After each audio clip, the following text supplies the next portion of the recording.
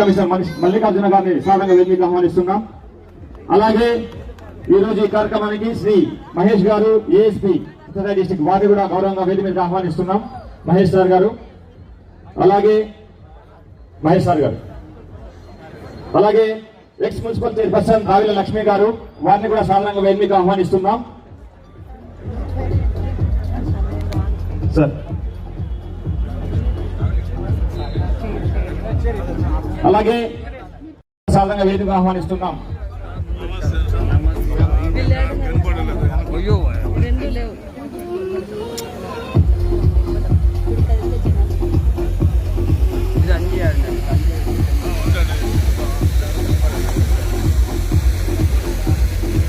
దయచేసి అందరూ కూర్చోవాలి.